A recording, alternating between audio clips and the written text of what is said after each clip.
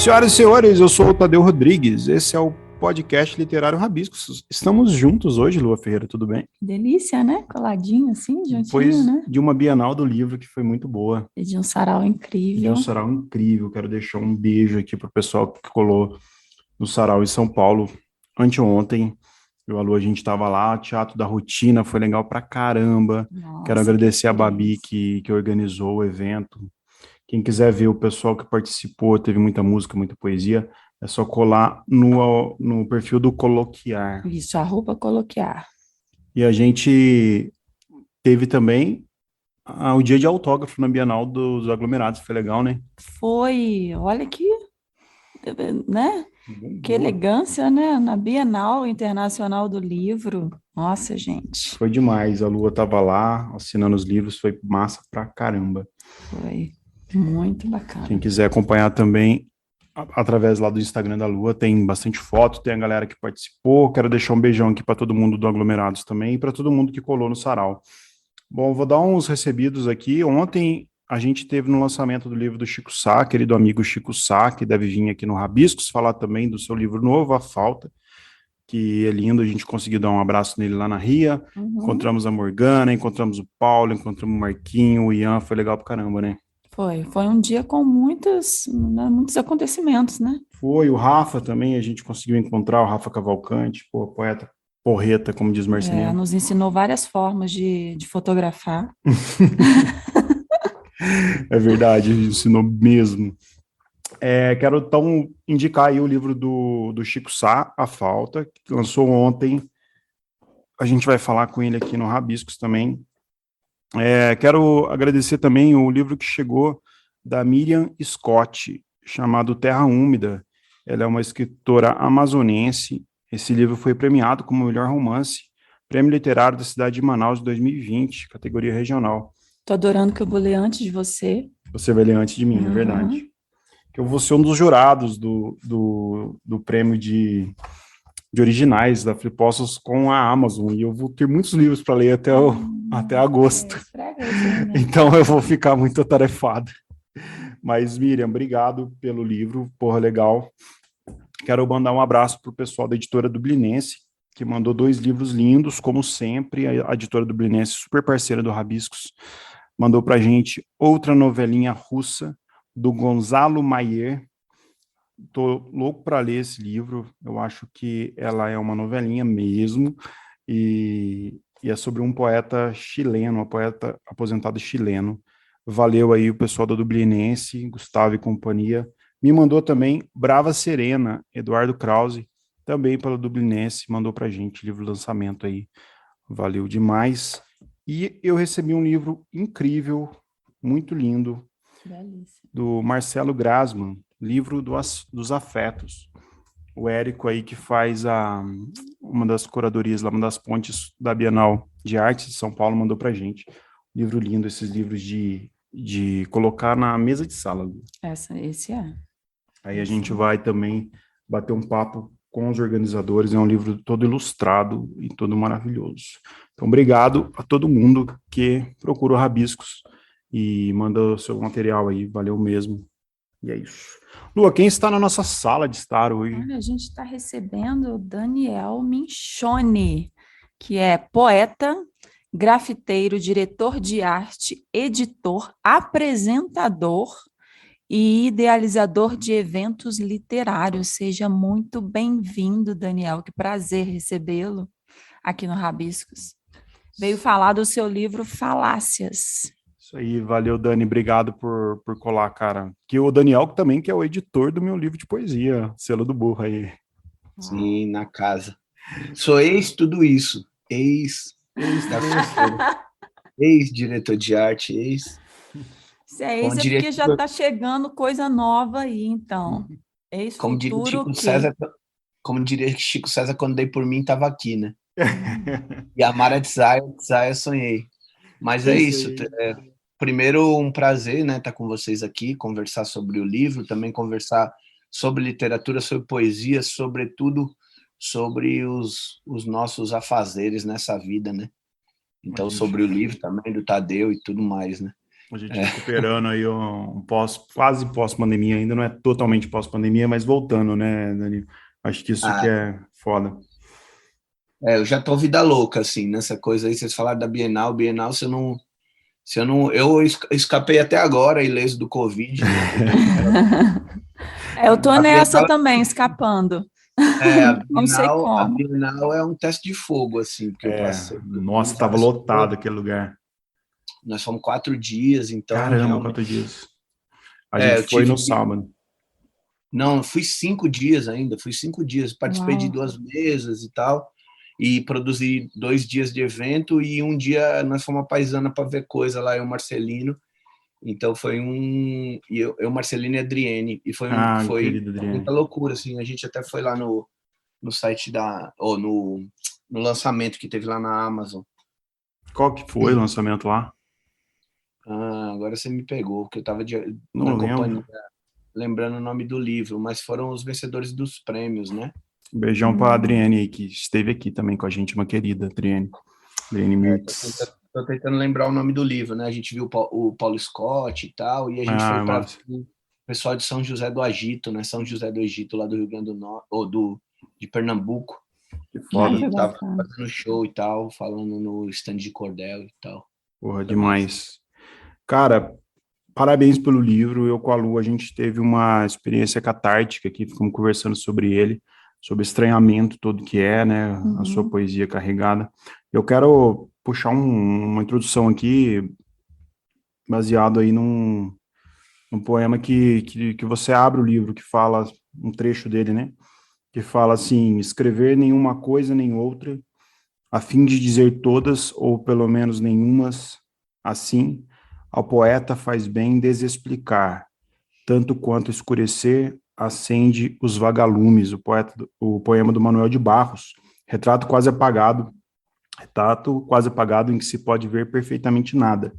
Cara, se os poetas fizerem greves, como você disse, como você faz referência aí no decorrer do livro, o mundo amanhecerá da mesma forma que todos os outros dias, porque a poeta, o poeta são inúteis, a poesia também. Se você concorda com isso, o quanto dessa inutilidade suporta o mundo louco que vivemos? Então, primeiro falar que as coisas que importam mesmo do livro são essas introdução, né? Primeiro a gente explica tudo em poema, depois desexplica querendo explicar, né? E eu não sei, assim, essa ideia de útil, né? Acho que tem pensadores mais importantes do que eu falando sobre isso, mas o Krenak, por exemplo, sobre esse livro, no livro novo que ele fala sobre essa coisa da utilidade, né, dessa vida útil, o que é pensar esse útil, né, dentro dentro de um sistema capitalista agressivo, autodestrutivo, inclusive com pouco foco no humano e tal. Então não sei o que é ser útil, assim, né? Por um lado a gente vê que sei lá, eu poderia estar sendo útil trabalhando em empregos formais ou construindo coisas, o que é esse útil, né, para um sistema, mas também penso nessa, sei lá, é o avesso do que eu acredito. Então acho que eu estou sendo útil, sim, sendo inútil, né? Não compactuando com isso. Acho que o livro do Krenak coroa bastante isso, né? Porque é isso também, né? A gente, muitas vezes, quando eu saí do meu trabalho formal, para trabalhar com arte, poesia e tal, eu tenho uma origem família operária, assim, né? Em geral, que venceu com isso e tal. E aí eu, por exemplo, eu trabalhava X período, né? Trabalhava um tempo e produzia X poemas, né? Vamos dizer assim. E aí eu pensei, e eu sempre me considerei bem produtivo, assim, sempre fui um poeta bem produtivo mesmo, no sentido de eu lidar com questões pop e até outras questões. Eu não estava muito interessado nessa poesia que não está tão relacional e tal. Então eu tinha uma certa profusão de ideias e de produção. E E aí, quando eu saí do trabalho, eu pensei, bom, então agora eu vou ter 3x de tempo, eu tenho que produzir 3 vezes X, né? 3 vezes mais do que eu produzia. Então, um pensamento super operário, né? É um Aham. pensamento super cadeia produtiva. E aí eu criei diversos mecanismos, processos, procedimentos que me valem muito hoje, que são interessantes, mas que era para responder a isso. Como criar poemas, por exemplo, numa tarde que eu não ia criar poema nenhum. Então, eu tinha vários dispositivos, assim, criar poema com o sumário do livro, Ah, bacana. comecei a criar um monte de procedimentos, né, para responder essa demanda, né, de criação mesmo. Mas é isso, era um utilitarismo besta, assim, se for pensar, é tipo, sei lá, pensar que eu tenho que produzir 500 poemas por ano, o Shakespeare fez isso, né? Tinha uma zoeira no começo da quarentena. O Shakespeare escreveu 500 sonetos, né? O Camus escreveu A Peste. E o que você vai fazer?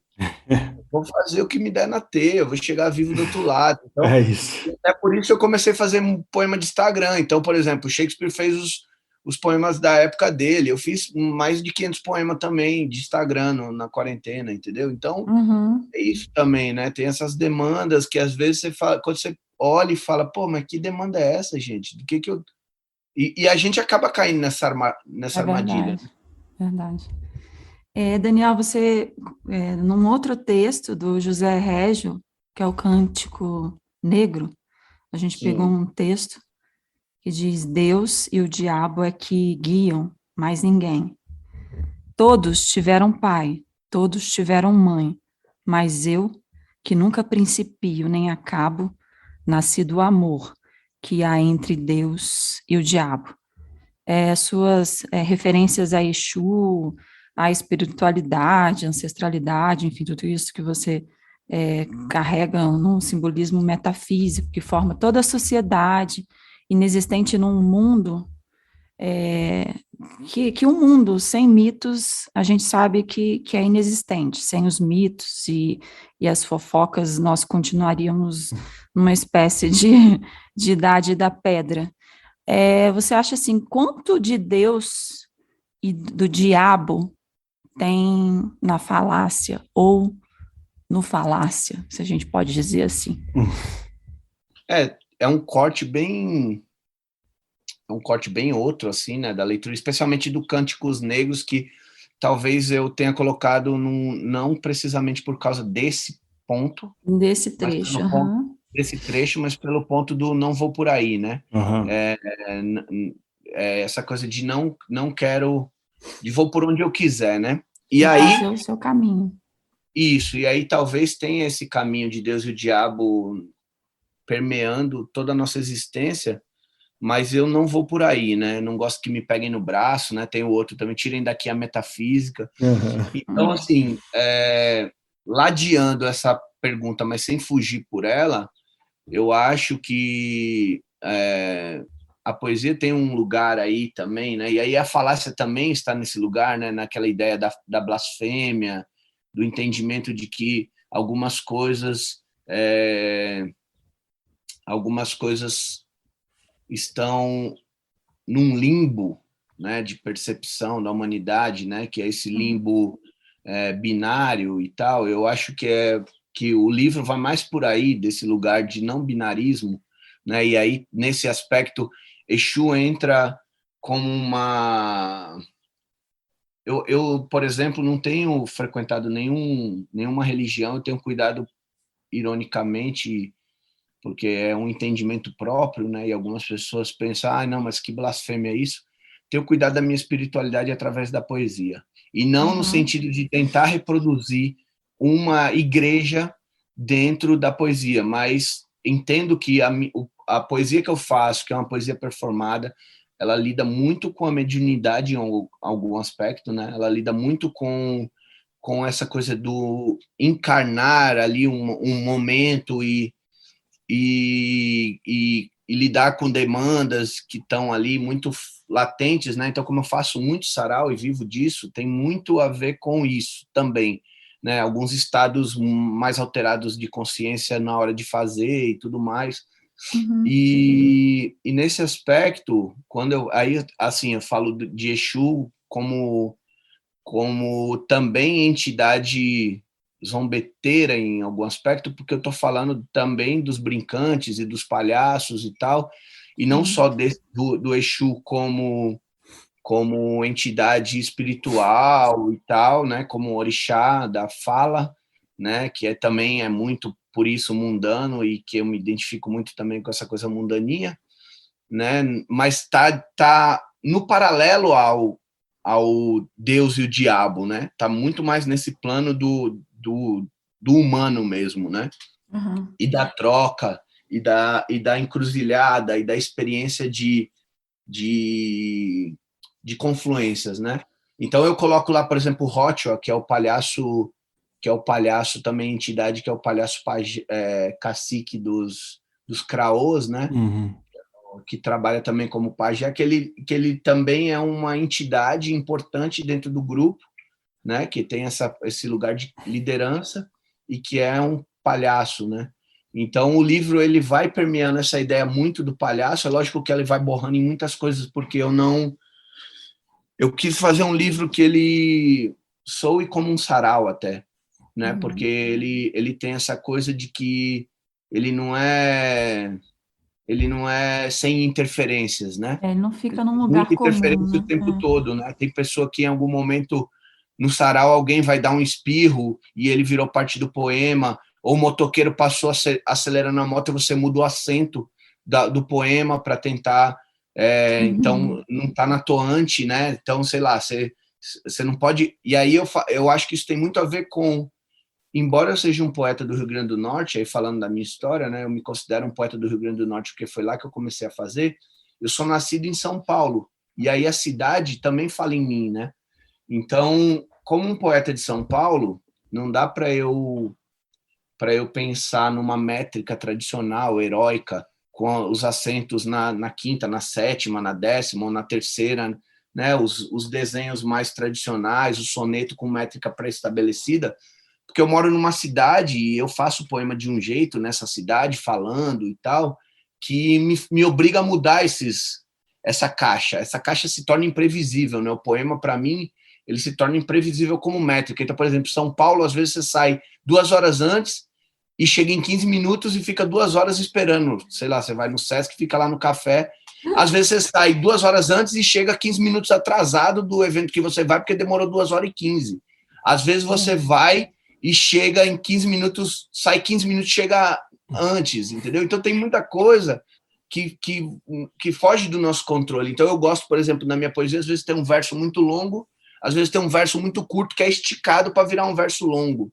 Às vezes tem um verso muito longo, falado muito rápido para dar essa coisa de que eu estou tentando chegar em algum lugar. E aí, fora essa métrica da cidade, tem as tônicas da cidade, né? Então São Paulo é uma cidade muito ruidosa, com muita intervenção e tal.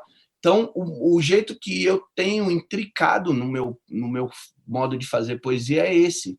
E aí o livro ele é bem também um pouco não lutar contra esse processo, né? Ele é até um livro meio procedimento, porque eu estava fazendo uma especialização no Itaú Cultural, e aí eu ficava anotando as aulas. É um livro que surgiu basicamente desse processo de eu ficar desenhando e anotando as aulas.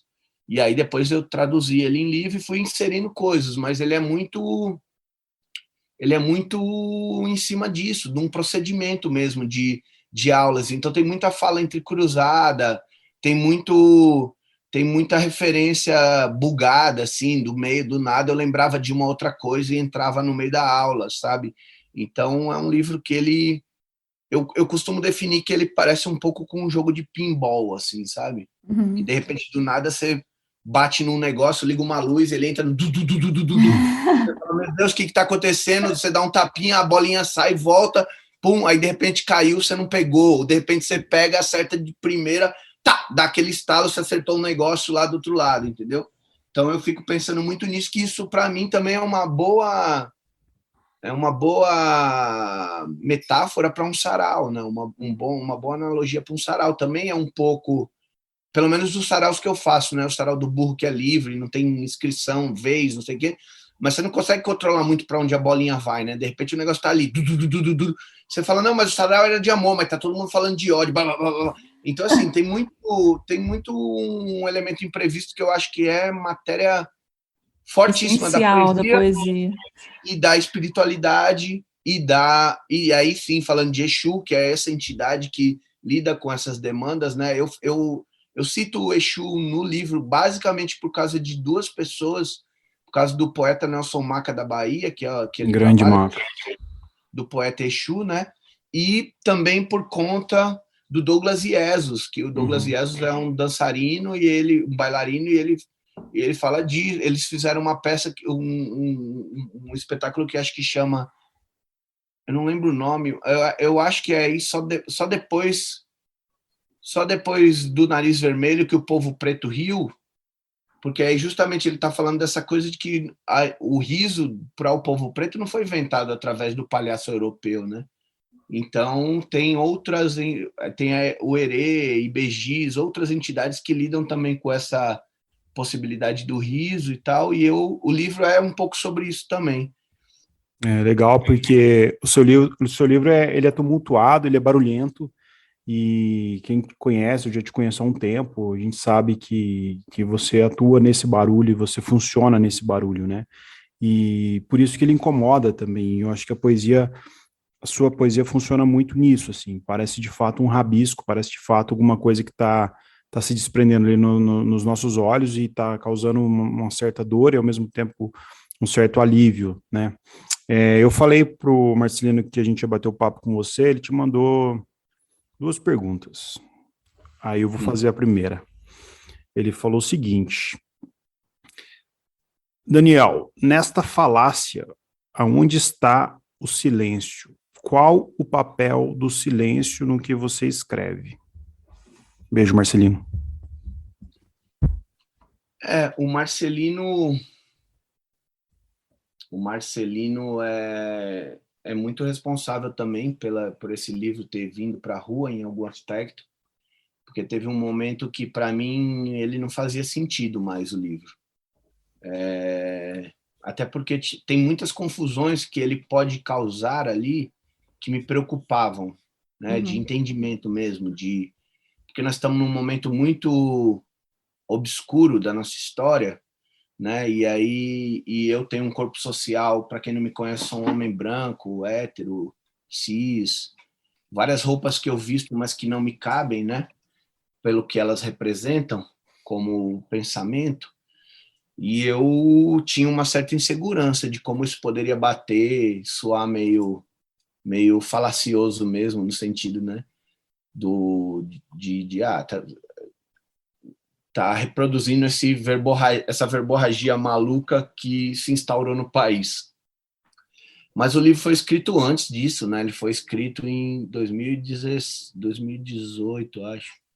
Antes de tudo, de toda essa palhaça no sentido ruim da palavra se estabelecer. Então, o silêncio não se lê, né? Como diria o Arnaldo Antunes. Não, pelo contrário, assim, aí a gente vai para Cage, assim, o silêncio para mim é inclusive bastante precioso, mas tem muita, e eu acho até interessante porque as pessoas reparam muito bem no meu barulho e não reparam muito no meu silêncio, mas eu faço bastante uso do silêncio, inclusive, né? Mesmo no livro, se você for olhar, eu tento contrastar bastante uns momentos de bastante vazio e silêncio com momentos de excesso. Porque eu não queria cair nessa coisa do livro também sintético, assim, né? Essa ideia a gente tem um perigo também, essa obsessão pelo silêncio, de ser sintético, e nós vivemos em uns tempos, né, onde parece que se você é silencioso, você é mais profundo, e é mais interessante, inteligente, mas eu não acho que é sobre isso. Às vezes o silêncio pode demonstrar, inclusive, uma ausência mesmo, né, de ter o que contribuir e tal.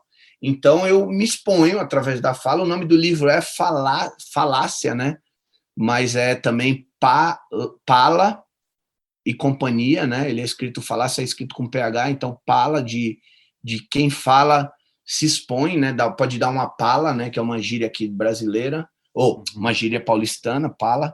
Bom. E aí, você viu que eu achei que o podcast era internacional, não? Uma Você gíria viu brasileira. só? E aí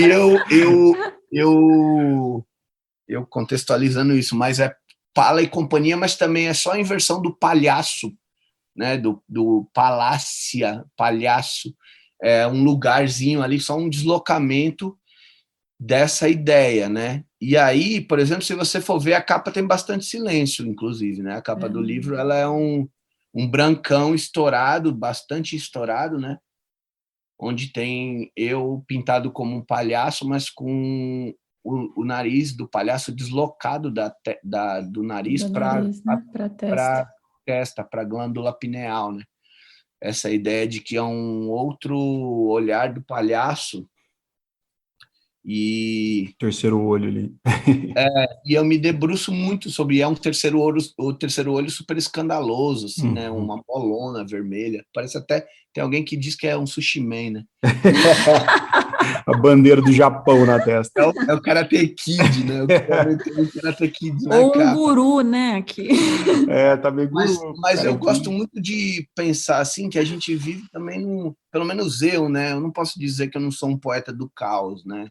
É o que eu estou falando, eu vivo no caos, eu estou num tempo de caos, e cada vez, nesse ano que eu estou falando aqui, nessa hora, num caos infernal, assim, então,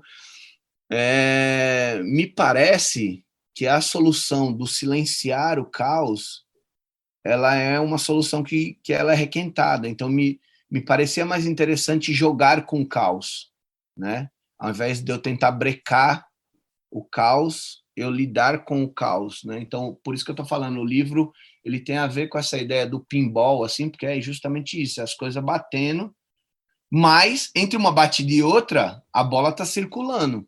Então, o movimento também é o silêncio, né? A gente costuma muitas vezes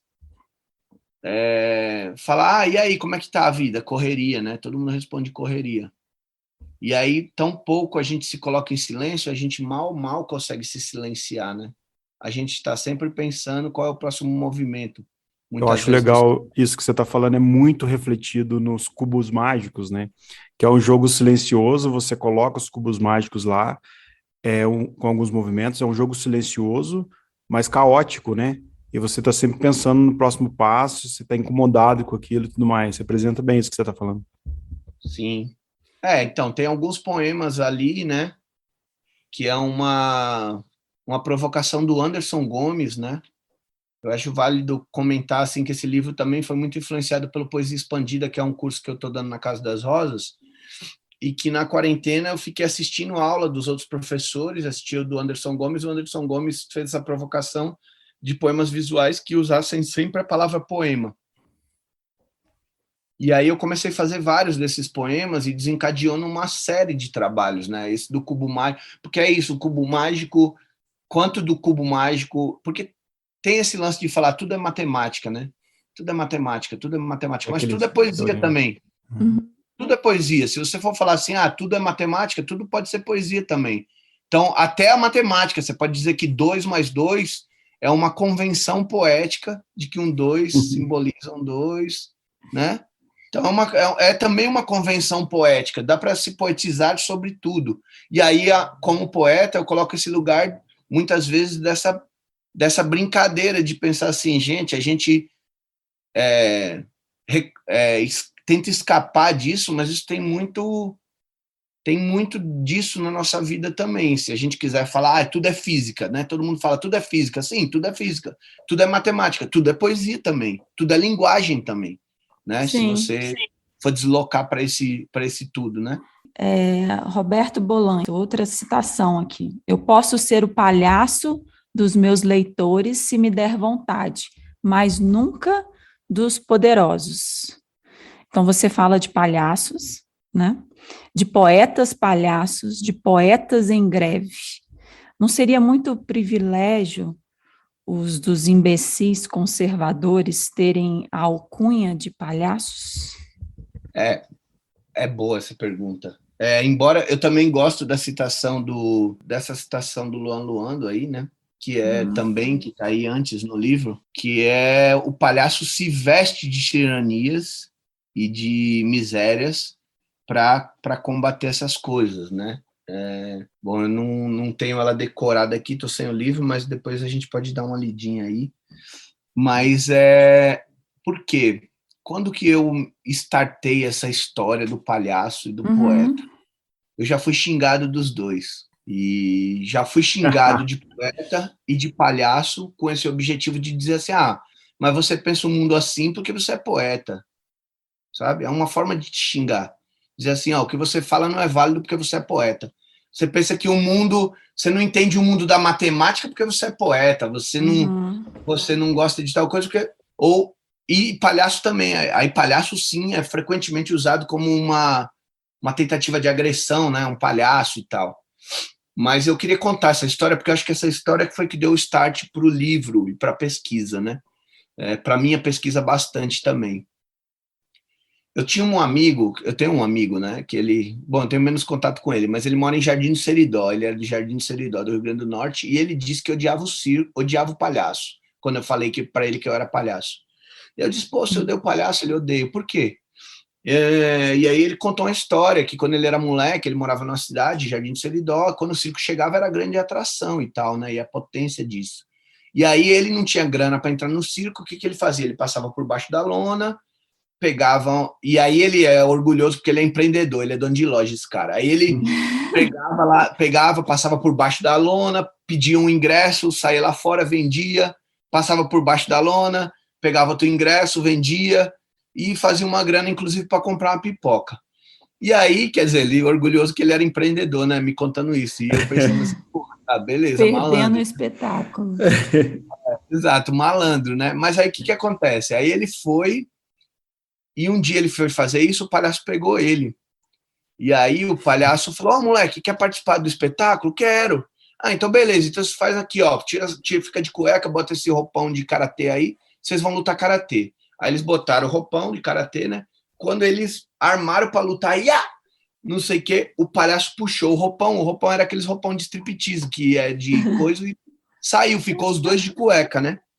E aí ele falou, na frente da cidade todinha, a menina que eu paquerava, não sei o que, né? Falei, um palhaço radical. É um palhaço radical. Por outro lado, eu falei, eu não vou fazer um juízo, porque também eu não concordo com esse juízo, mas ele também te pegou roubando ele, né? Então, assim, eu acho que ele escolheu o caminho da justiçagem, que eu discordo, né? E aí é bom porque isso vai ilustrando, inclusive, o país que nós estamos vivendo, né? Onde as pessoas querem olho por olho, dente por dente, vai ficar todo mundo cego. Mas aí eu falei assim, tá, beleza, o palhaço punk. Eu gosto de lidar com o palhaço punk. Eu gosto, inclusive, porque eu tive uma irmã que quando eu fui iniciado no clown, tive uma irmã que era pancaça, Pedra Costa, uma palhaça assim que usava uma mulher trans, né? Usava uma roupona, tipo um vestidão assim de coturno e sem roupa de baixo nenhuma. Então, tipo, ela estava fazendo palhaçadinha, ela dava chute na canela. Tipo, era uns negócios assim, chegava dando bicuda nas crianças, mostrava a bunda, aquela bunda peluda. Então, tipo assim, um monte de coisa bem radical, assim. Então, e eu gosto dessa ideia. Foi interessante ter convivido com essa pessoa específica na minha criação de palhaço, assim, porque tem a ver. Aí tem um palhaço italiano que eu gosto também, Bate, que ele é anticapitalista, então ele corta as roupas da galera. A pessoa foi no espetáculo com a roupa da Nike, ele tipo pega a camisa do cara e corta com a tesoura, joga Coca-Cola na plateia, uns bagulho punk, assim. Tipo, aí eu também acho legal ter esse outro lugar do palhaço, mas vai fazer sentido quando eu fechar a história, tá? E aí eu falei, tá, mas beleza, o que ele fez? O que o palhaço fez? Ele falou, o óbvio, o palhaço pegou a nossa roupa e jogou pra plateia. Aí eu disse, opa, olha o momento. Aí eu falei, é mesmo? Jogou pra plateia? E o que a plateia fez? O óbvio, quando eu corria, a plateia jogava pro outro lado. Quando eu corria, a plateia jogava pro outro lado. Aí eu falei, e você tem raiva do palhaço, velho? Porque o palhaço não te conhecia. Ele te catou fazendo um negócio errado, que prejudicava ele. e tentou te dar uma lição. Agora, a tua cidade, sendo uma cidade pequena, te conhecia. O palhaço só te mostrou que você tinha que sair da tua cidade. Então, porque é isso, as pessoas podiam ter dito, não, pô, pode parar de zoar com o filho da dona Ana.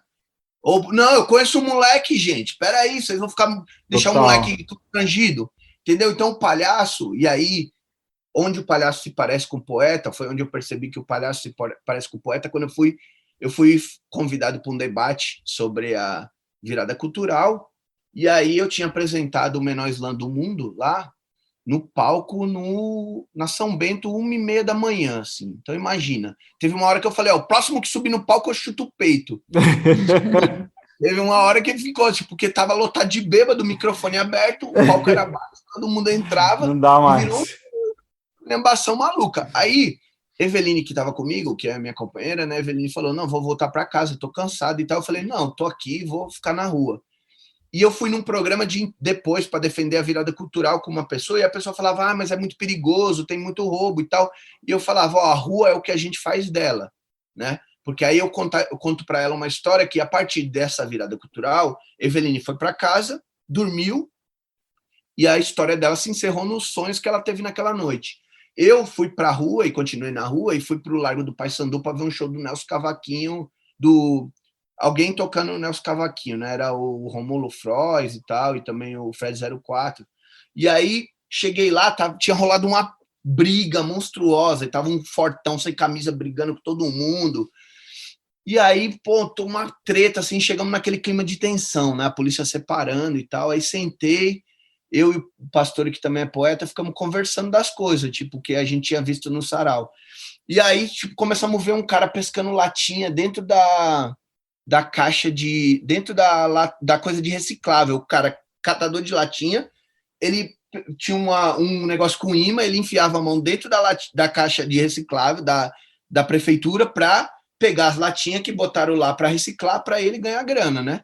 Então, quer dizer, aí a gente falou, caraca, o cara arrumou uma estratégia de catar as latinhas, um pescador, começamos a falar, aquele cara é poeta, eu e ele, aquele cara é poeta ali, ele só não teve chance de ser poeta.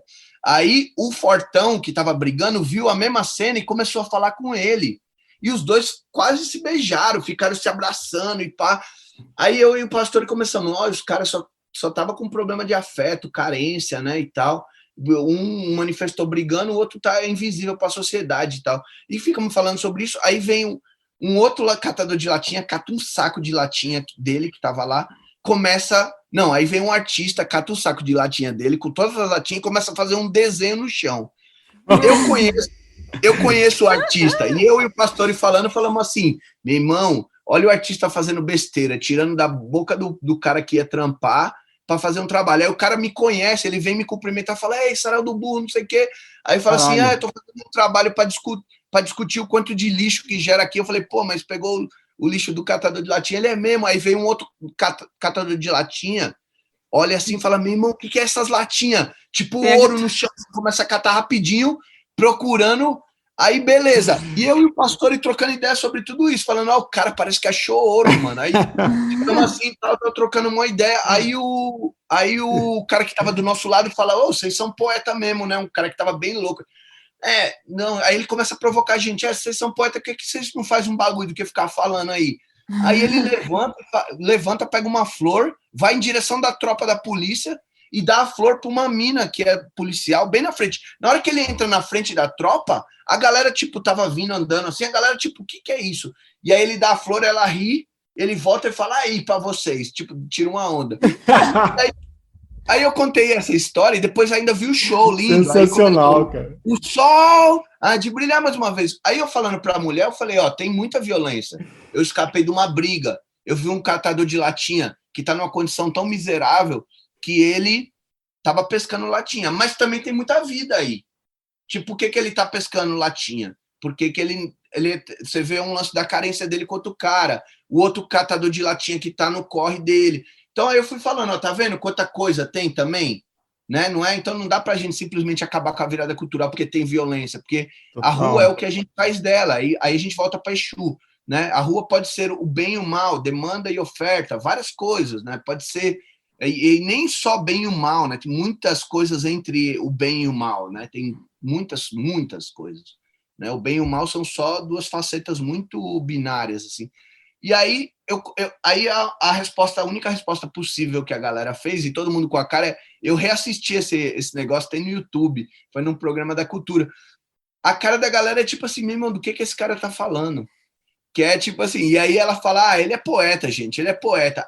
O argumento dela para mim, dela para isso, porque ela falava da violência, que não era igual as Nuit Blanche de Paris, que foi inventado baseado nisso. Me xingou de poeta. Aí eu falei, cara, tanto o poeta quanto o palhaço são usados como xingamento porque ambos são uma ferramenta de mostrar à sociedade as mazelas dela. Então, o palhaço, a menor máscara do mundo, né? Dizem que o palhaço é a menor máscara do mundo para você ser quem você realmente é. Né? Você bota o nariz e você pode, sei lá, você quer peidar em público, você não precisa mais ficar constrangido. Então, por isso que o palhaço vai lá e peida no talco na cara de alguém. Porque eu tô livre, eu sou o palhaço, eu sou o brincante e tal.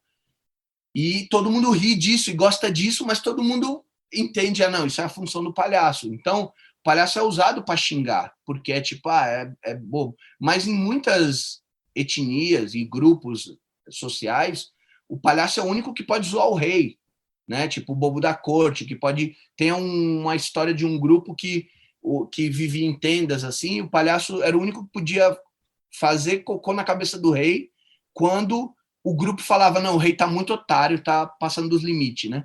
Então, assim, o palhaço, em algum aspecto, é o único que pode ir lá e dar uma tirada de onda com o rei.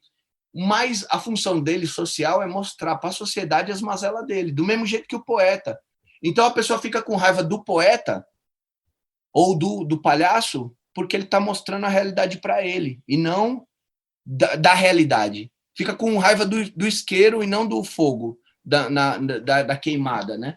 Então é tipo isso, assim, é igual o meu amigo que tinha raiva do poeta e não do palhaço e não do que o palhaço mostrou para ele, né? Que a cidade dele tinha lá seus problemas. Não tô pegando a cidade dele como exemplo, mas várias cidades acho que aconteceria a mesma cena, né? Então é tipo isso, é sobre isso, né? Quando você desculpa que eu fiz um parênteses gigante para contar essa história está muito sensacional. Nossa, foi uma para contar a história do livro.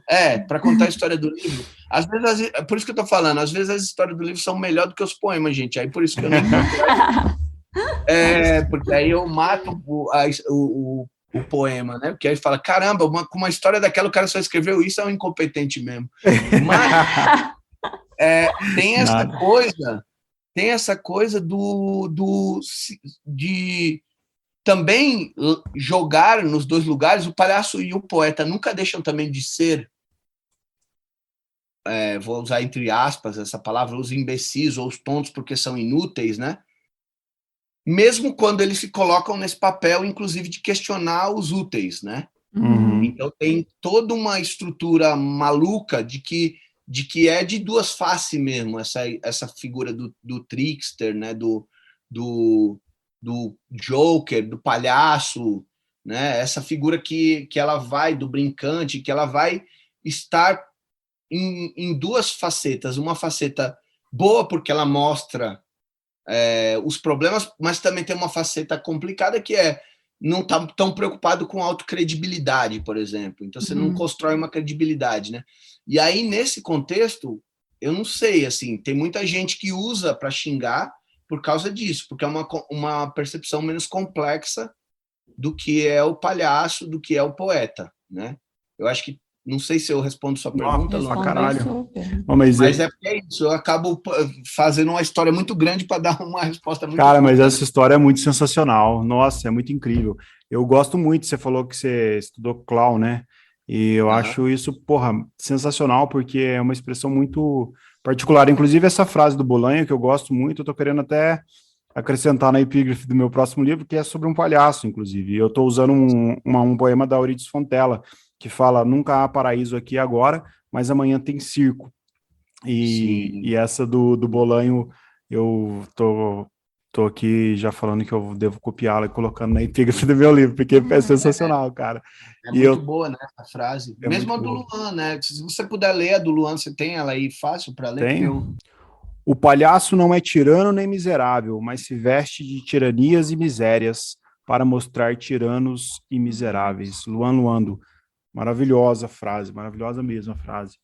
E eu gosto disso, eu acho que tem muito a ver o seu livro quando a gente consegue refletir sobre eles. A gente estava vendo até, eu e a Lu, a gente estava lendo o seu livro e ela pegou uma foto e falou, o que te causa essa impressão? Aí eu fui descrevendo a impressão de uma das páginas, ela descreveu também, e a gente consegue ver as diversas leituras, né, que a gente tem do livro, assim. Até fazendo um paralelo, dentro da forma, você tem um poema também que você faz uma junção das palavras função e forma, e você escreve entre essa aí, entre função e forma não existe distinção, forma e função são a mesma coisa, indivisíveis. O seu livro parece que você consegue fazer, ele é uma espécie de um brainstorm, que você vai desenhando, você vai fazendo as funções, você vai fazendo as formas dele. O que você acha que você deixou de dizer, Dani, se teve alguma coisa, nesses tantos diferentes formatos que tem no seu livro?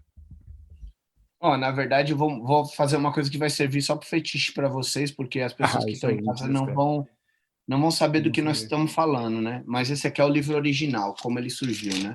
Que legal, então, eu ainda quero fazer ele assim. Ele é um caderno, né?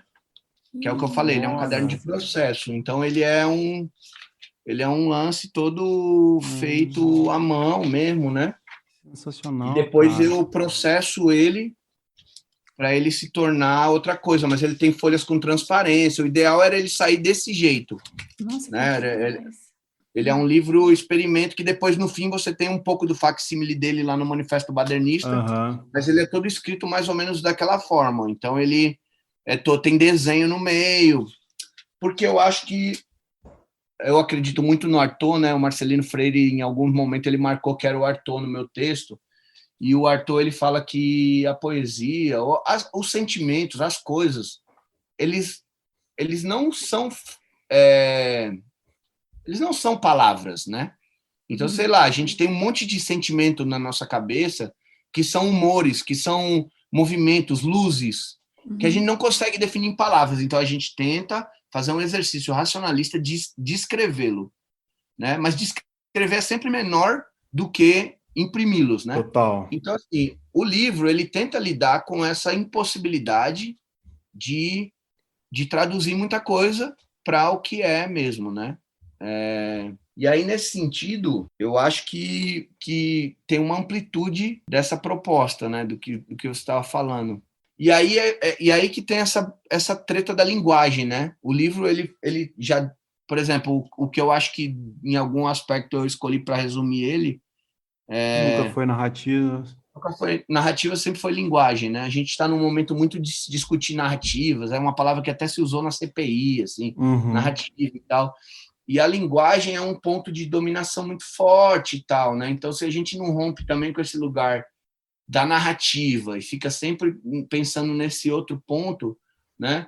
A gente não consegue ter essa possibilidade de buscar forma e outras funções. Então, por exemplo, nesse livro, e eu acho que é uma coisa muito pouco explorada pelos poetas, né? Ele é mais explorada pelos artistas visuais.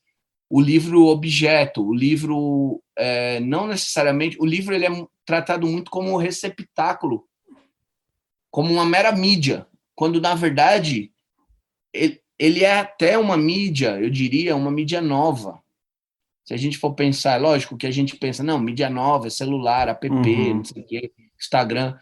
Mas se a gente for pensar na história da humanidade, imprimir o livro tem 500 anos, né? Pós-Gutenberg. Imprimir mesmo para poder vender para muita gente tem pós-Revolução Industrial, né? Imprimir mesmo para ficar barato o valor e as pessoas poderem começar a comprar 50 anos. Imprimir para nós podermos imprimir, para eu poder editar livro pelo selo do Burro, tem 20, 30 anos com as grafadas. Então, assim, tem muito pouco tempo de se pensar nessa tecnologia, que é o livro. Embora a gente já está querendo matar ele, dizendo, o livro acabou, o sonho acabou e tal, e sem lembrar que a vida é sonho, né? Então, assim, tem muito disso nessa proposta de jogar com essa possibilidade de leituras diversas. E aí, sim, no meu livro, especialmente a pergunta que eu não estava recordando a palavra, o fio da meada, era o que eu acho que eu deixei de dizer, o que está na lacuna. Isso. Mas é sobre isso, inclusive, o livro. Assim, para usar o meme, é sobre isso e está tudo bem. Tudo bem. Eu tenho me interessado muito, e nesse livro fica claro isso, pela ideia de descontrole na arte, não de controle, né? Porque a gente, há muitos anos, tenta controlar a emissão para ter uma recepção do que a gente quer. Sim. E eu penso que a gente deva descontrolar mesmo.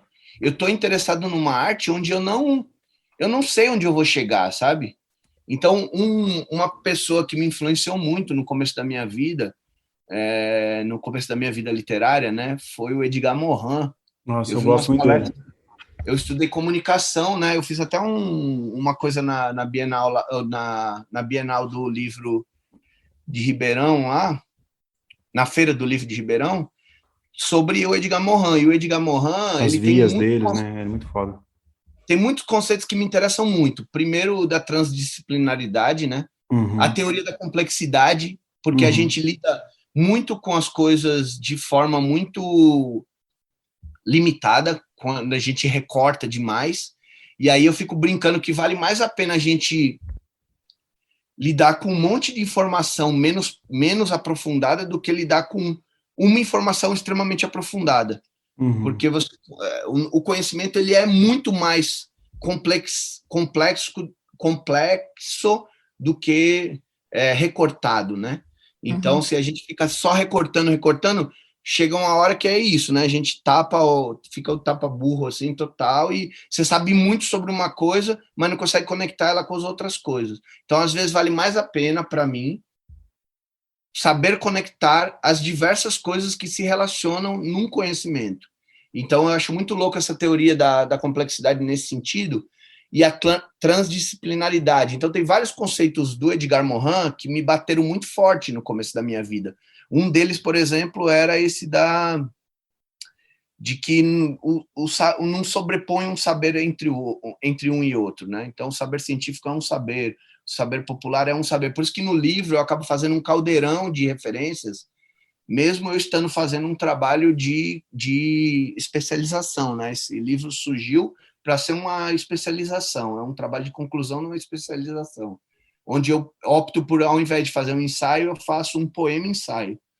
Né? Ao invés de fazer um TCC, eu faço um poema-ensaio. Então, tá já na textura dele. E outra coisa do Edgar Morin que eu acho muito louco mesmo, é o método, né? O método do Edgar Morin, que é o grande trunfo do trabalho dele. Eu acho muito louco essa coisa, e aí vem o errorismo, né? Conceitos que estão dentro do livro, assim, né? Que mistura com um grupo da Argentina que é errorista, mas o errorismo poético e tal, essas coisas, tem a ver com o Edgar Morin. Ele acredita que se você sai com um método pré-visto já, um método já fechado, organizado, você está tentando provar que você está certo, você chega num resultado já previsto. Então, a improvisação, a possibilidade do aleatório, né, que ele fala da aleia, a aleatoriedade, a possibilidade do erro, do equívoco e tal, é que faz um pesquisador. E não a certeza do caminho, né? Porque a certeza do caminho é para provar coisas que você já quer provar. Então, como eu quero dizer isso, eu já tenho que chegar ali.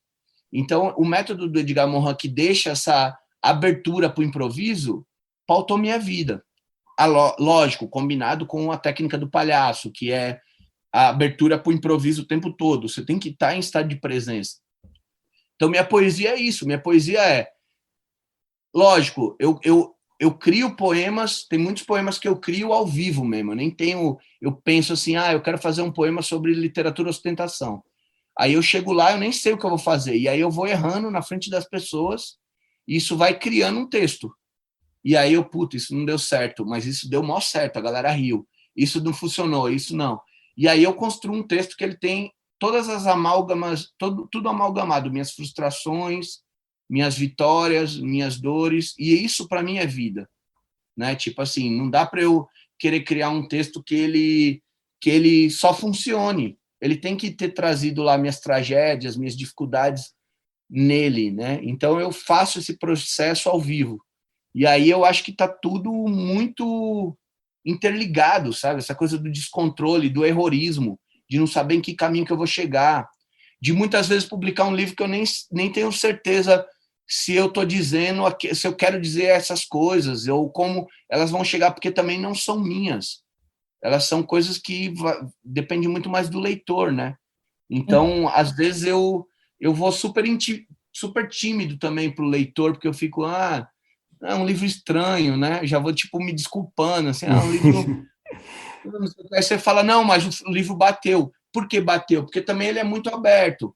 Não estou falando que ele é aberto para agradar todo mundo, mas é justamente isso. Ele fala, né? Fala várias línguas, né? Eu só queria fazer uma observação, porque, por exemplo, o meu primeiro livro chama Escolha o Título.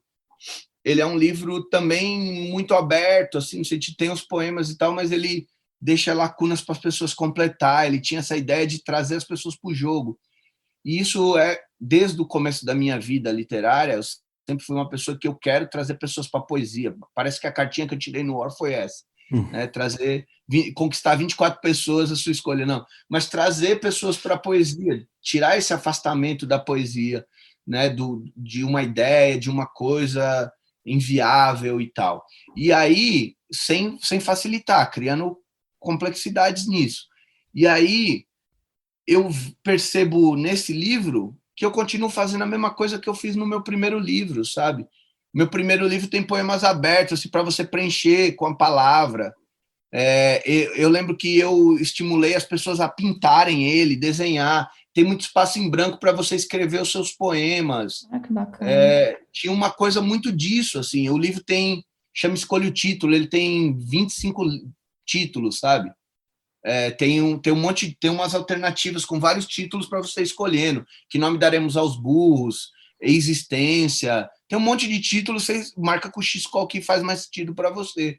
Então, assim, até hoje faz sentido para mim essa coisa do descontrole, do jogo, né? De pensar que a poesia é um jogo, é um disparador para a gente pensar juntos, eu e você, função e forma. Você fala do Morin, eu lembro que na faculdade eu li o livro dele, Havia no Futuro da Humanidade, para o Futuro da Humanidade, que ele vai quebrando os paradigmas pré-estabelecidos, né, um a um, com uma análise social, e você fala da sua formação como clown, você fala do palhaço, e você fala do improviso, você tira a poesia daquele lugar instagramável, né, aquele lugar bonitinho, fechado, redondinho, onde as pessoas colocam nas redes sociais algo que parece que foi feito ao acaso, quando na verdade foi eleito 50 fotos para se eleger uma, foi escrito milhares de textos para chegar num consenso, para ser postável, para as pessoas analisarem e parecerem um acaso. E quando você faz esse lance do improviso, você se dá o direito de errar, fica muito mais real e muito mais visceral, né, disso. Embora eu também faça muito isso, né? Também não é muito louco, porque é isso, assim, também. Esse movimento, né? Que a gente também faz, tanto eu quanto a Lua, né? E não é uma coisa de eu não fazer 1000 refações. Na verdade, essas 1000 refações são parte da obra. Me interessa muito mais, talvez, deixar exposto os caminhos do que o resultado. Nesse aspecto, eu sou bem influenciado pelo poema Processo, lá do Rio Grande do Norte, muito forte lá, né? E também, que desencadeou no Rio de Janeiro e tal, que são pessoas que o processo importa também, né? O processo é parte da criação. E isso eu acho muito do caramba, porque a gente cria possibilidade de gerações futuras também saberem o caminho que eu percorri, e percorrer do jeito delas, de outro jeito, sabe? Eu acho que às vezes é muito fogo, assim, a gente não saber como que aquela obra foi feita, sabe? Às vezes talvez fosse mais produtivo ver como que uma obra é feita do que ver a obra só e ficar especulando sobre ela. Então eu gosto muito dessas aberturas, assim, e isso abre para o descontrole mesmo, né? Se eu quisesse, eu acho que eu tenho talento suficiente para ser preciso, né? Especialmente em poema visual, por exemplo, dizendo, ou em poema performado, né? Mas eu tô aqui para outro negócio. Eu tô aqui para outra coisa. Eu tô aqui para, como acho que você citou o Tom Zé, né? Tô te explicando para te confundir, eu tô confundindo para te esclarecer. Então, tipo assim, também tô nesse lugar de que eu acho que a gente também precisa criar esses deslocamentos, né? Verdade. Interessante você falar da dinâmica aí de versar, diversificar aí. Você contou, de ir para um sarau, de ir para um lugar e começar a construir o texto ali, né? E a Sim, gente sim, fazendo esse link com o palhaço, né? Então, sim. essa dinâmica do versar vira uma grande palhaçada, no sentido, né, que a gente conversou aqui de se expor, né? Sim. De, de, de, de, de mostrar, assim, tudo aquilo que permeia o cômico e o trágico, né? Que a figura do palhaço carrega bastante. Mas agora a gente vai partir, de fato, para a segunda pergunta do Marcelino, Daniel. O texto, a figura, inclusive, que o Tadeu fala, que eu perguntei, é esse da catingueira, né? Que eu fiquei tentando descobrir, assim, desvendar o mistério da figura ali, que para mim, a princípio, ou ainda ficou ali subtendido. Um catingueira com K aqui, com C, e dentro disso, ali onde há mudas, há plantas, há pessoas, há vontade, é fácil unir esse ambiente ao Nordeste. E por isso que a gente vai para outra pergunta do Marcelino, né? Você é paulistano, mas profundamente identificado com o Nordeste. Você falou aí, né, da sua experiência que aconteceu no Rio Grande do Norte, né? Sua Sim, primeira experiência com a poesia, né? sim. É, é, onde você é nordestino no que faz? Você falou da poesia. É, é, essa ligação, onde que acontece? Foi porque ali nasceu o poeta? Ou existe um algo mais, uma questão de identificação mesmo com o povo, com a cultura, enfim? Beijo, Marcelino. Não, é uma pergunta complicada para os tempos de hoje, né? A gente pensar que o meu movimento a intenção desse meu movimento não é uma intenção de apropriação, né? Mas assim, é uma intenção histórica mesmo. Uhum. Então, quando eu morei em São Paulo, eu era muito influenciado pela poesia do samba, do rap e da capoeira, e são coisas que me formam. E é o que eu falei, essa métrica louca que eu tenho, esses acentos loucos que eu tenho, tem tudo a ver com São Paulo, porque é a cidade, é tudo isso. E eu também não nego São Paulo, né? Até porque agora eu volto e moro mais tempo agora, na história da minha vida, os 8 anos que eu passei em Natal são pouco, né? Que agora eu moro já em São Paulo de volta há 16 anos, Sim. né?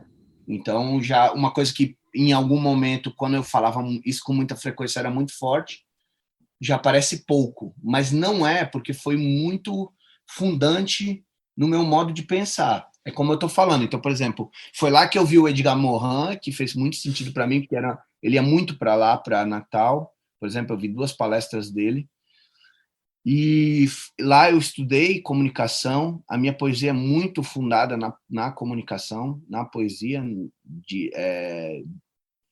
na comunicação, na poesia como uma ferramenta de comunicação profunda e complexa, e não como um exercício ou um exercício de estética e tal, mas como um modo avançado de comunicação, como diria o Décio Pinatari, né? E aí eu me... Fora isso, tem um deslocamento, inclusive, de eixo de criação mesmo. Então, por exemplo, para mim, a primeira referência importante mesmo de performance, também já fui xingado muito de poeta performático, até eu descobri o que era isso, fui xingado de ator. que eram coisas que me ofendia mesmo, porque eu não me considero um ator, eu não sou um ator, eu sou um poeta. Só que o meu texto foi escrito de tal jeito que para eu falar eu tenho que ser daquele jeito, entende? É uma questão não de atuação, é uma questão Passar a de mensagem, né, que tá ali. é o que é. O jeito de se ler esse poema é desse jeito. Então eu estou vivo. Enquanto eu estou vivo, eu digo, o jeito de ler esse poema é desse jeito. Quando eu morrer, aí as pessoas... eu não posso mais falar sobre isso, cada um vai interpretar do seu jeito, mas enquanto vivo, eu digo, o jeito de ler esse poema é desse jeito. E aí... tem muito a ver com o Rio Grande do Norte isso, e tem muito a ver com um momento que eu morei um ano antes de morar no Rio Grande do Norte, eu morei um ano em Recife, que amo. Tem muito a ver com... No repente. Exatamente. O repentista, a primeira vez que eu vi um repentista, eu pirei, eu quis fazer aquilo.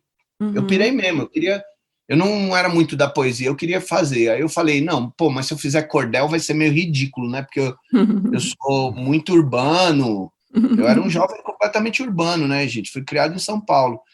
Então, se eu começar a fazer falar sobre a natureza, né, o meu entendimento de cordel era esse naquele momento. Não, vai ser ridículo. E realmente eu acho que faz algum sentido. E aí eu falei, não, mas então eu posso usar a métrica.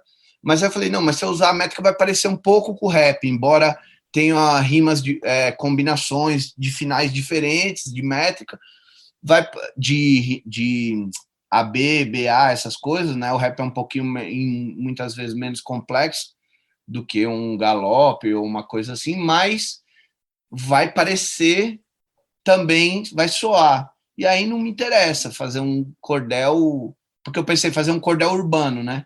Aí vai soar como rap e não me interessa. E aí eu falei, não, então o que é que eu posso pirar disso aí? O lance de fazer de improviso.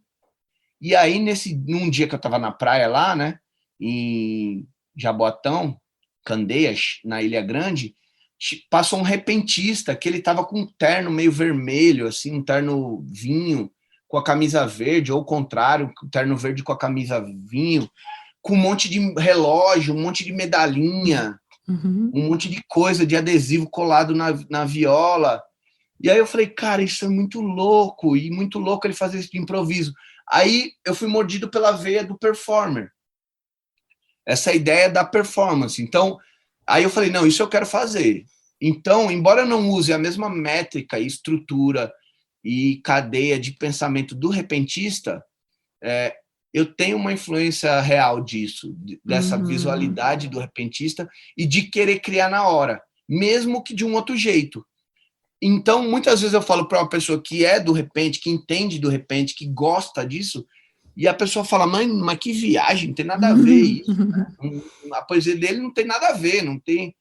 eu até fui para São José do Egito há 2 anos atrás, né, antes de entrar na quarentena, 3 anos já agora, e em algum momento eu falei, nossa, se eu falasse um poema aqui, acho que a galera ia talvez até me vaiasse, falando... Apedrejar. Não apedrejar, porque realmente a galera lá também tem toda a complexidade, né? Mas eu digo assim, era muito destoante. Talvez as pessoas mais populares não entenderam o que está rolando. Ia falar, não. O que está acontecendo? Agora, isso aí é poeta? Porra, Sandy Júnior é óbvio, é poeta. Mas tem a ver um negócio assim que tem a ver um negócio que permeia, que é o jeito de criar. Então, vários poemas eu fiz ao vivo. Esse que eu falei agora, Porra Sandy Júnior, que é um dos meus primeiros poemas, ele basicamente é um poema sobre indignação com a cultura de massa. Mas ele não é escrito com palavras, se você for olhar bem, ele não é escrito com palavra, porque eu pego um objeto como referência, e até uma maldade, assim, né? Mas é porque era uma pessoa uma dupla, né? Que naquele momento estava muito em voga, e pego como referência. Mas o jeito que ele nasceu, eu estava assistindo TV, eu dei uma levantada assim, quando tocou essa frase da música, eu dei uma levantada e falei, é óbvio, é óbvio. E aí meus irmãos estavam assistindo TV comigo, eles começaram a rir. Aí eu falei, opa, aí tem um poema.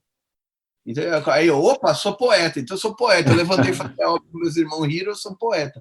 E aí eu crio o poema, que é um poema que eu acabei fazendo bastante, que ele não tem muito o que dizer, que é assim, eu vou fazer a versão MPB, porque geralmente é muito barulhento, se quiser já baixar. Não, manda Não! Porra, Sandy Júnior, é óbvio! É óbvio, é óbvio, é óbvio! Porra, Sandy Júnior, é óbvio! É óbvio, é óbvio, é óbvio! Não, Sandy Júnior, é óbvio! É óbvio! É óbvio, é óbvio, é óbvio! Porra, Sandy Júnior, é óbvio que é possível ter prazer anal! Porra, Sandy Júnior, é óbvio, é óbvio, é óbvio! É óbvio que é possível cozinhar só sem alho e cebola! Porra, Sandy Júnior, é óbvio! É óbvio, é óbvio, é óbvio! É óbvio, é óbvio! Que o que é imortal não morre no final. Então, nada mais é do que um poema feito de indignação. Eu faço ele bem gritalhão, assim.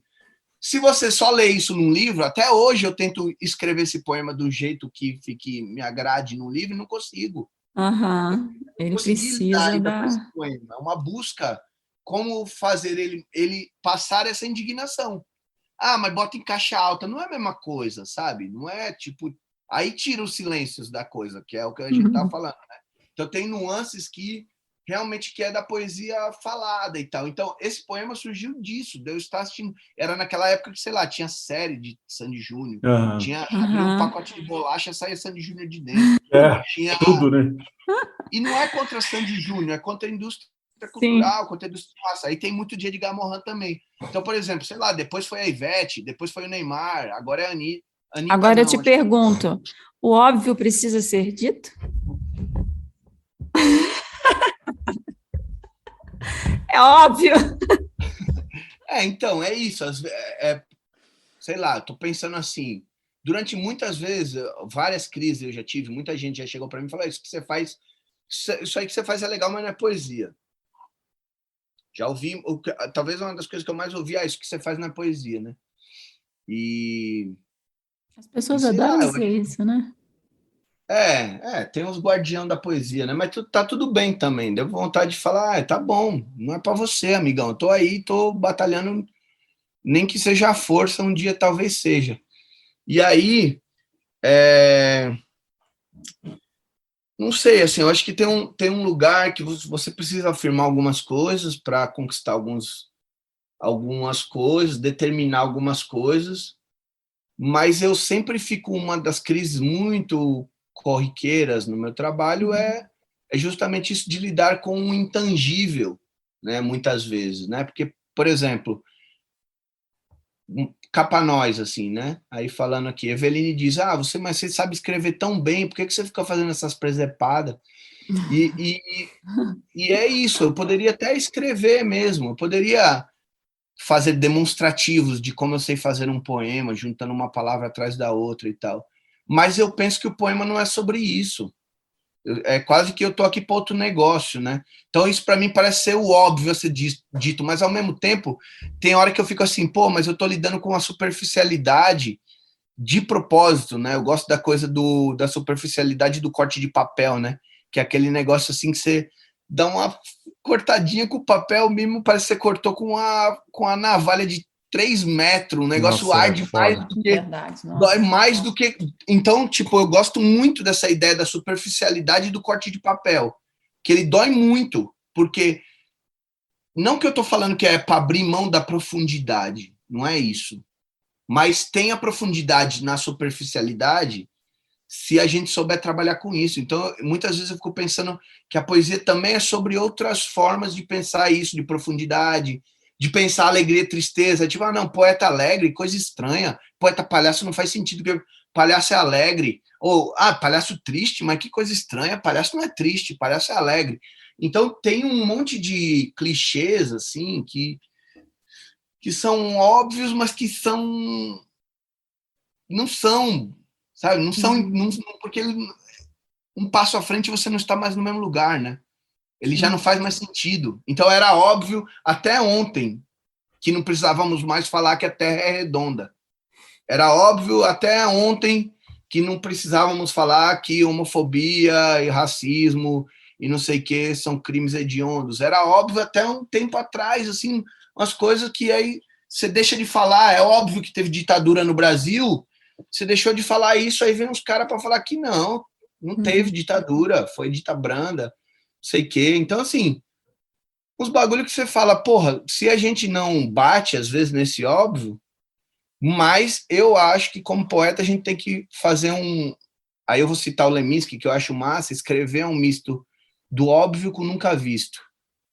Eu acho isso uma das melhores definições de escrever, junto com a da Natália Barros. Eu vou agora fazer um momento citações, mas sobre essa coisa do escrever e do livro, assim, tem um momento que eu gosto também, essa definição do Leminski, mas tem uma definição da Natália Barros que é: escrever é pescaria, escrever é pescaria, escrever é pescaria. Se voltar com peixe, escrever é isso. Se voltar sem peixe, escrever é isso. Se voltar com peixe, escrever é isso. Se voltar sem peixe, escrever é isso. E aí, sobre escrever poesia, né? Tem uma do Pedro Rocha, né, que é poeta, tá, poeta, tá, tá, poeta, tá, tá, poeta, tá, poeta, tá, tá, poeta, tá, tá, poeta, tá. Poeta é aquele que sabe uma maneira de fazer de uma cascata cachoeira, é aquele que sabe uma maneira de fazer de uma cascata cachoeira, é aquela que sabe uma maneira, é aquele que sabe uma maneira, é aquela que sabe uma maneira de fazer de uma cascata cachoeira. E aí, para acabar, assim, nas definições de escrever poesia, para ver que o livro fica em aberto, mas também não é por inocência, né? Tem uma citação que eu acho linda também, que todas essas citações podiam estar no livro ali no começo, né? Uhum. Que é da Natália Barros também, que é Apoelpo do gato, tchá-tchac, tchá-tchac, tchac, Apoelpo do gato, tchá-tchac, tchá-tchac, tchá. Essa é fácil, né? Que é aquela. A poesia. Não, como é? A bonequinha não sabe brincar, não. A poesia é o pulo do gato. Tchá-tchac, tchá-tchac, tchac. A poesia é o pulo do gato. Tchá-tchac, tchá-tchac, tchac. A poesia é o pulo do gato. Mas sem o gato e sem o pulo. Sem o gato e sem o pulo. A poesia é o pulo do gato. Sem o gato e sem o pulo. Então é isso, assim, tipo, tá aí, tá tudo explicado. Sensacional. O que é poesia, que é escrever. É um pouco isso, assim, é um misto do óbvio que eu nunca visto, né? É tipo esse lugar de eu não sei o que eu tô fazendo, mas tô fazendo. Daniel, para a gente fechar, a Jéssica até que mandou uma pergunta também, Jéssica Balbino, minha querida amiga, que foi host aqui comigo um tempo. E também ela vou mandar uma pergunta para ela. Cadê seu livro, Jéssica Balbino? A pergunta que não quer calar, hein? Boa pergunta, é a pergunta Jéssica. de milhões, né? Estamos aguardando. Eu tenho que dizer que eu já entreguei, tá? Tá entregue, só falta ela, não tá na minha mão. Só falta ela, né? Porra, eu acho que é o livro mais esperado e eu coaduno de você aqui, viu? Ela fala que a sua editora é subversiva, publica novos autores, pequenas tiragens, fala que você descobriu a Regina Azevedo quando ela tinha apenas 13 anos, você publica fora do eixo Rio-São Paulo. O que você pode falar sobre essa sua essência e sobre a junção da poesia com a de performance e sobre outros formatos de slam, já que você fazia o menor slam do mundo, participava do Rachão Poético e já fez espetáculos de spoken também? É isso, né? Essas 4 frases aí que eu falei antes, poesia em retrospectiva, né? Poesia é o pulo do gato, se voltar com o peixe. Assim, a única coisa que eu posso falar, assim, primeiro mandar um beijo para Jé, manda o livro para mim, fecha ele. Por favor. Né? O povo tá clamando. Ao coro! Senão você acaba com a minha fama de editor, fica assim. Mas... Tá bonito o livro, hein? Já vi. Não, pô, também acho massa, assim, tô só... Vou até mandar uma mensagem para ela, falar, e aí, você me manda pergunta, mas não me manda resposta. Boa. Mas, cara, tem uma coisa, assim, que eu acho que a poesia e o poema, né, tá muito nesse lugar, cara, de outras coisas, né? A gente costuma colocar a poesia, o poema muito na literatura, que é o que eu estava falando, né, que é o lugar do livro, mas ela é de todos os outros lugares, antes da literatura, né?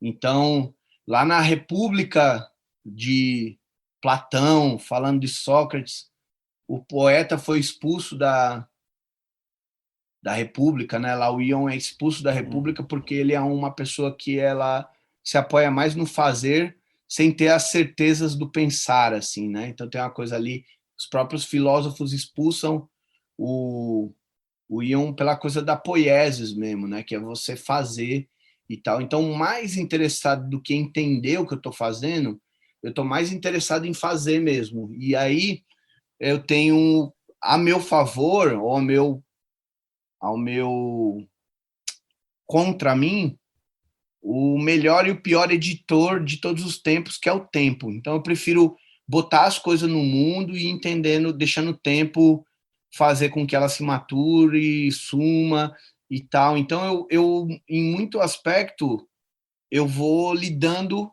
com essas nuances e trocando com elas de acordo com elas vão aparecendo e essas demandas vão lidando. Então, assim, fiz performance, fiz em teatro. Por quê? Porque a cartinha que eu tirei no OR mesmo é tornar a poesia esporte nacional, né? Tornar a poesia esporte nacional e esporte e paixão nacional, né?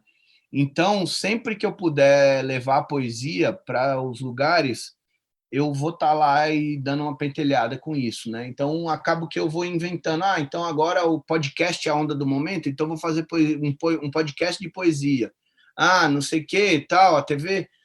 Então, tem muito a ver com isso, né? Eu acho que... E aí, o selo do burro também é mais mérito dos autores do que meu, assim, né? Tipo, tem vários autores, autoras, várias pessoas muito interessantes que colam, se interessam pela iniciativa, até porque é uma iniciativa um pouco mais radical, né? Diferente da comercialização mais tradicional de editora e tal, né? Então, tem mais a ver com um coletivo de autopublicação e um selo do que com uma editora. Então, isso acaba agregando, chamando pessoas que têm uma visão mais de linguagem mesmo, né? E aí, por exemplo, tem uma vantagem que ter um poeta como editor do seu livro vai fazer com que que ele pense em linguagem, né? Então tem vários livros do Selo do Burro, inclusive o da Jéssica, que ele já vai com uma proposta de linguagem no próprio livro, assim, né? O livro, a ideia do livro já é parte do que é a poeta, o poeta, o pulo do gato sem o pulo, né? Então, assim, já é isso, assim. Por isso que eu acho que aquela imbricação entre a palavra função e forma ela é tão natural para mim, porque função é forma e forma é função, não dá para uma coisa, não dá. É lógico, eu entendo que quem faz isso está separando um pouquinho, e a mesma coisa, escrita é corpo, fala é corpo, então nossa escrita é o corpo, nossa única ferramenta de comunicação é o corpo, né? O nosso meio principal de comunicação é o corpo. Então não dá para ficar muito separando essas coisas. Então, meu corpo, enquanto ele estiver vivo, ele vai estar pulsando, e aí o poema ele pode ser escrito para chegar em algumas pessoas de algum jeito, mas ele pode ser corpo, ele pode ser grito, ele pode ser música, ele pode ser todas as coisas que me cabem, né? Eu acho que a poesia tem muito disso, da possibilidade, né? Não sei se eu respondi. Sensacional, porra, pra caralho. O papo tá bom, dá pra gente ficar umas 3 horas aqui conversando, não dá lua. Você vai até perder o sarau do Binho aqui. Eu até esqueço que eu tenho que fazer pergunta. Eu fico vagueando, né? Eu viajo muito junto, você não está entendendo. Eu estava lá, você falando da poesia, do pulo do gato, enfim, eu já fui lá para o catador de latinha e pensando, poesia é isso, né? É o pescador, o pescador de latinha. Pois é, você tá vendo? Eu até queria fazer um negócio, gente, porque eu queria ouvir vocês sobre o livro. Não sei se isso cabe. Porra, pra caramba. Inverter esse processo, mas eu queria ouvir vocês sobre o livro. Eu te falo, porque, então... Sei lá, de repente vocês cortam alguma pergunta minha que ficou muito longa, alguma coisa. Tudo na íntegra, mas tá lindo esse episódio. Ouvir, por exemplo, porque para mim é sobre isso, é sobre... O livro não é meu também, ele não é uma obra fechada, e eu sinto falta das pessoas também conversar nesse lugar do livro, não no lugar do fetiche, mas no lugar de quem completou a informação, de como que a gente está pensando, porque é isso, os meus poemas se materializam na leitura de vocês, né? Os poemas do livro, né? Quando eu estou falando aqui, beleza. Então, eu também queria ouvir vocês, o que vocês pensaram. Lu, o que você pensa do livro do Daniel Michaud? E aí não ignora que eu tô aqui, sabe? Pode falar, inclusive, do péssimo, do não sei o quê.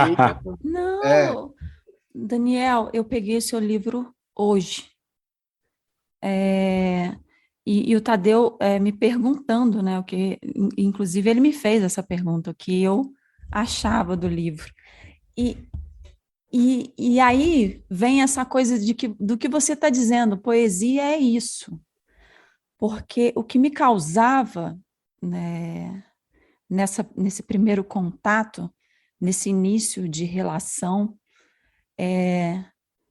me causou um incômodo primeiro, sabe? Justamente porque a gente busca as formas e as funções daquela maneira como você colocou, dos métodos, né? De estar aqui, ó, da gente, às vezes, procurar a forma que a gente está acostumado e acha que tem que ser, que é a nossa forma, o nosso método.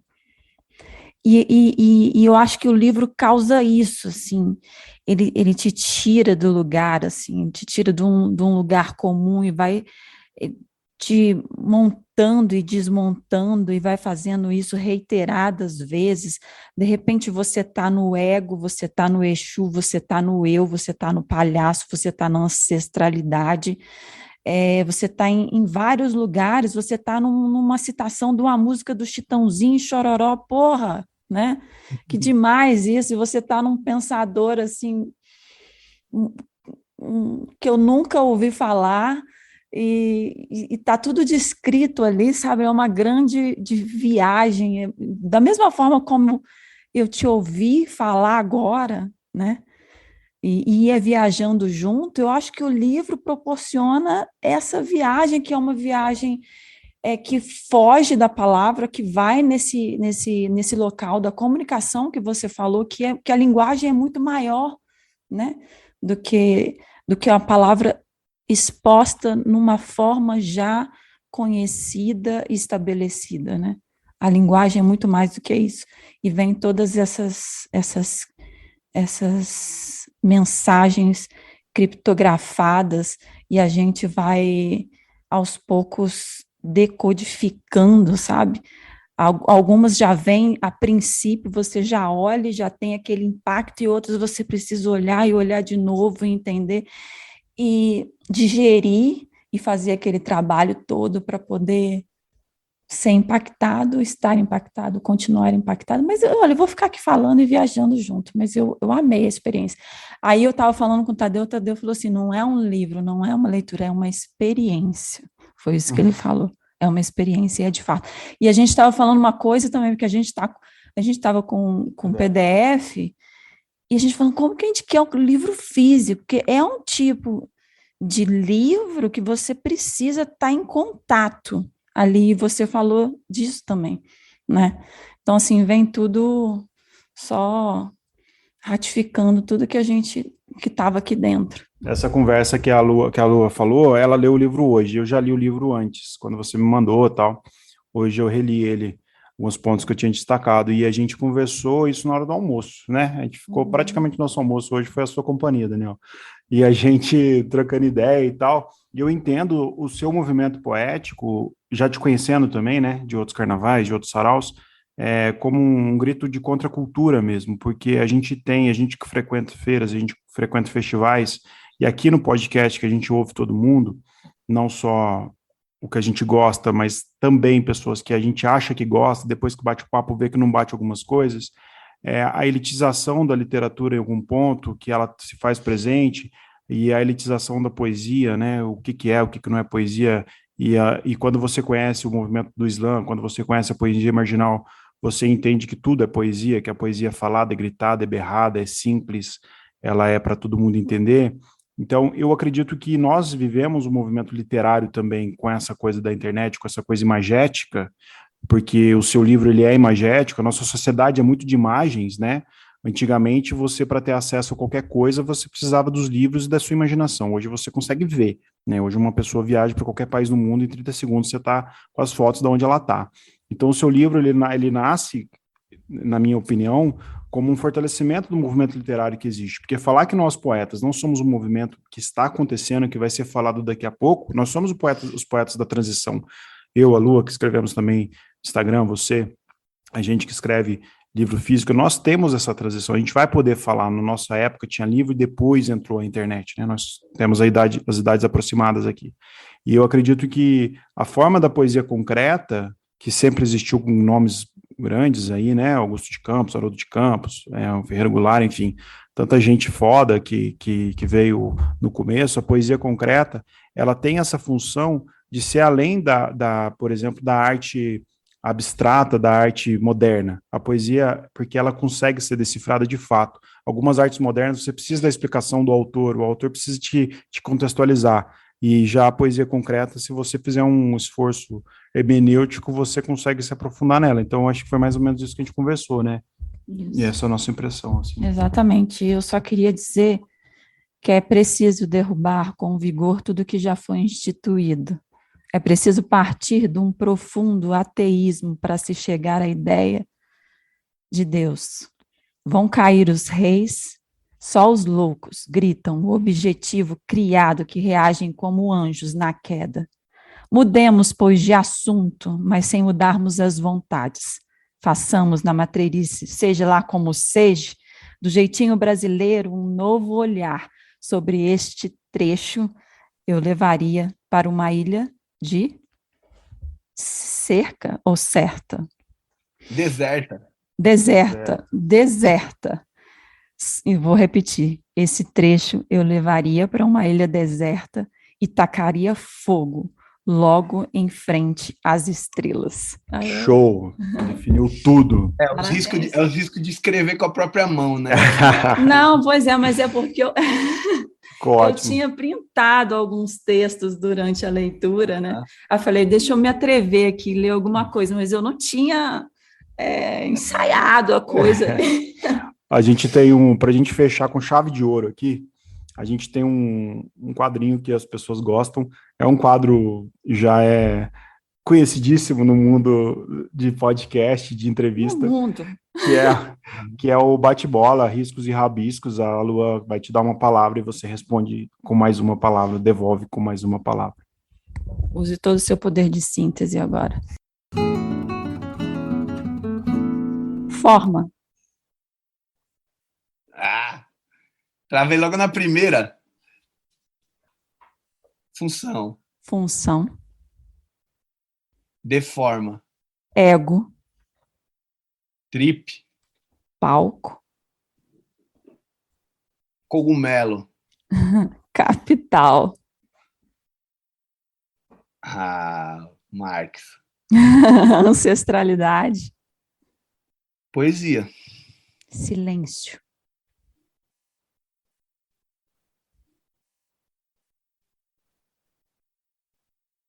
Caos. Silator. Arma. Palavra. Favela. Causa. Deus. Deusas. Muito bem. Show! Maravilha, Daniel. Prazer. Muito obrigada, viu? Cara, onde o pessoal te acha, onde o pessoal compra seu livro, faz seu serviço aí. Eu sou @Daniel Minchoni. Tô seguindo lá. Acabei de seguir. Eu vi que eu não tava te seguindo, cara. Acabei de te seguir lá também.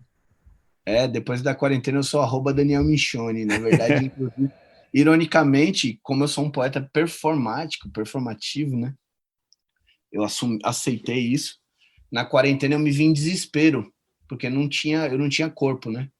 Meu único corpo o meu corpo estava enclausurado dentro de casa, né? Meu estado de presença era dentro de casa e bem limitado, e eu não tinha onde performar. E as performances que eu fazia eram registro de performance, eram coisas filmadas e tal. Então eu comecei a criar no Instagram poemas feitos no próprio celular. Então todos os poemas que eu faço lá mesmo vídeo, tudo, eu comecei a fazer no celular, porque eu entendi que o celular era o meu corpo na quarentena. Agora você já começa a ver mais minha cara lá, mas teve um momento que ficou quase que isso, né? Então, tem muita coisa no meu Instagram, no meu YouTube, assim, desse momento de registro de performance mesmo, que era onde eu entendi que era a minha presença, meu corpo era ali, né? A gente estava se vendo assim, né? Então, mas tenho coisa no YouTube, né? Também meu canal é Daniel Michoni, tem bastante vídeo lá que eu gosto de fazer vídeo performance, flertando com música. Tem um Tumblr também, né? Dos tempos mais antigos.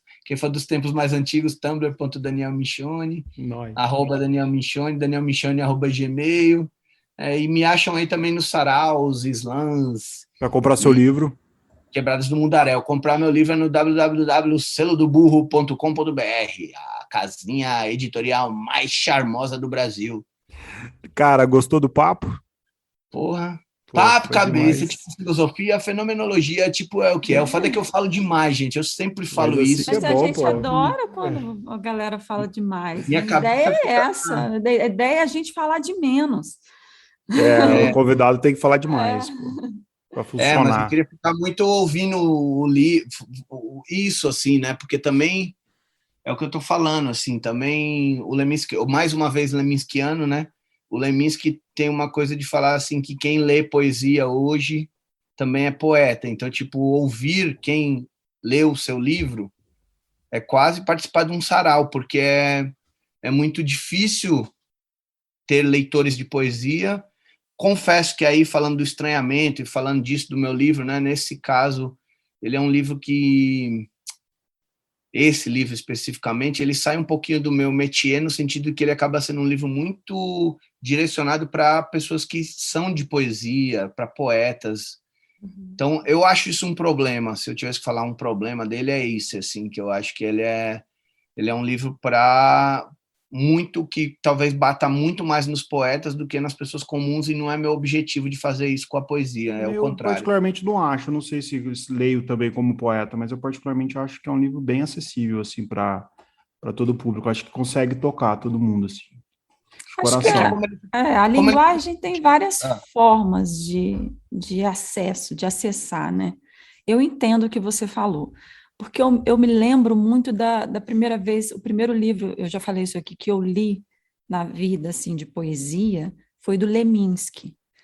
E foi uma leitura difícil para mim à época, entendeu? E eu entendo o que você está falando, porque nem todo mundo, talvez, vai conseguir ser acessado, porque precisa, às vezes, de uma relação. Já precisa existir uma certa relação para você entrar e se aprofundar nele, mesmo que você fale que é uma coisa mais de superfície, né? Porque não tem nada disso, ao meu ver, na minha leitura. Mas eu entendo. Enfim, mas eu acho que isso é super válido. Não, nem tudo tem que falar com todo mundo. Não sei, talvez seja uma ideia errada minha, mas nem sempre a gente precisa falar para todo mundo. Às vezes a gente precisa sair do óbvio e ir para outro lugar e entrar em outras camadas, enfim. E é isso. E eu amei. É que eu fico muito nessa vibe da poesia chegar nas pessoas, assim, não Não, eu criar... entendi o que você falou, né? super, mas eu acho que tem esse lugar também, né? Sim. E Mas eu é tava um falando... estranhamento para você também, é uma experiência. E uma coisa Eu que eu acho acho que legal, parece. assim, quando vocês estavam falando, né? Por isso que eu falei que talvez fosse legal eu ter ouvido mais e respondido aos sentimentos de vocês sobre o livro, dialogado mais sobre isso, é porque tem uma coisa muito legal, assim, da coisa do que você foi falando, a gente não lida tanto com isso, né? Com a linguagem não formatada e tal, mas é muito louco porque convivendo com as minhas filhas, né? As crianças não são formatadas, né? O que a gente é bom para a gente também, que é a educação e tal, a escola, ela acaba formatando o nosso jeito de como receptor, né?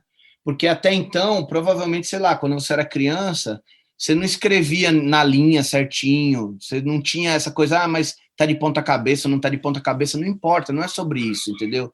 E aí é isso, assim, aí chega uma hora que a gente formata e abre mão dessa liberdade, né? Por isso que eu acho que eu cito bastante, e aí tem muito a ver com ele, né? O Manuel de Barros. Eu pensei muito no isso que você falou. A coisa da infância da língua, né? Essa coisa da criança, de ser mais livre e tudo, né? Então eu tava pensando muito nisso, que eu talvez... Teve uma pessoa que me mandou um comentário sobre esse livro que eu acho legal, que ela falou assim: ai, cara, eu acho que você foi uma criança que gostava tanto de brincar com as palavras, com as coisas, que você não conseguiu sair disso, você fica tentando voltar para isso, né?